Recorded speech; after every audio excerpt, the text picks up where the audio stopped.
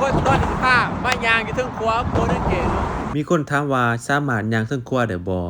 ได้เนาะทุกคนและตอนนี้เรากำลังเดินทางที่จะหาหม่องจอดรถแล้วก็จะมาย่างลิงเทิงครัวไผจื้อได้แน่ว่า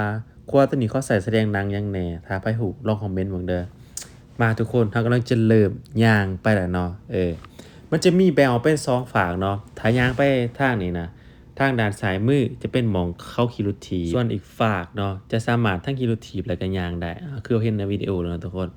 และตอนนี้เราก็ย่างถึงครัวแล้วทุกคน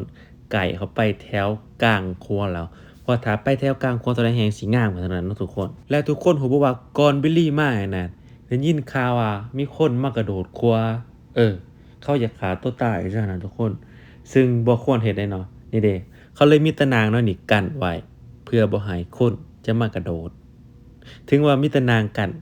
คนก็ยังลักกระโดดคือเก่างงบ่ซึ่ง Golden Gate นี่มัน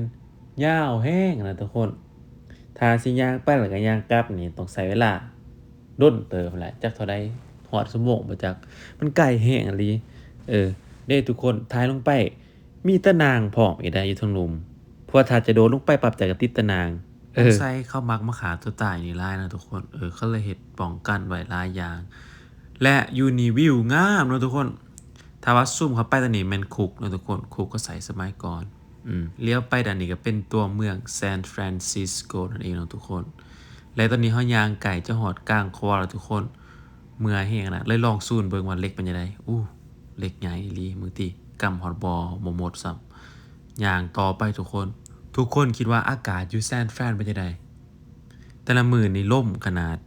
แล้วก็เพราะว่ามันอยู่มอทะเลเนาะมันจะมีความหนาวอยู่ดังนั้นต้องใส่ฮูดดี้เห็นบ่ทุกคนตอนนี้อยู่โคตรเก๋บริสแล้วเนาะเห็นบอลทั้งเส้นหอดแล้วกลางครัวตัวนี้แล้วแล้วมีแมนรถ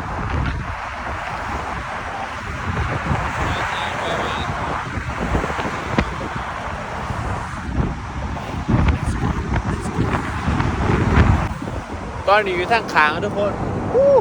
Golden Gate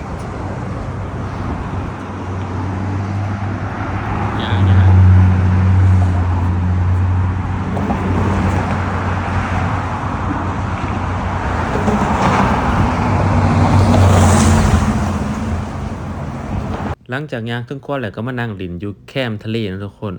ซึ่งอากาศเทิงครัวว่าหนาวแล้วมาอยู่แคมป์ทะเลแห้งหนาวกว่าเก่าทุกคนแต่ว่าวิวอยู่นี่โคตรงามเลยทุกคนเพราะว่าตะเวนมันกำลังตกแต่ว่าเสียดายหน่อยหนึงหมอกหลายและบังเอิญขนาดตอนรีถ่ายวิดีโอเอาครัวเนาะและนกก็ย่างเขามาเฟรมแบบบังเอิญแห้งนะทุกคนใส่ในเพลงใน TikTok มาเบิ่งกัน I'm gonna just wait here for a little bit.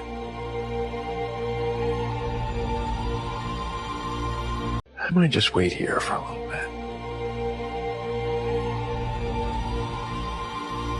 และฮอด9:00 นตำรวจจะประกาศว่า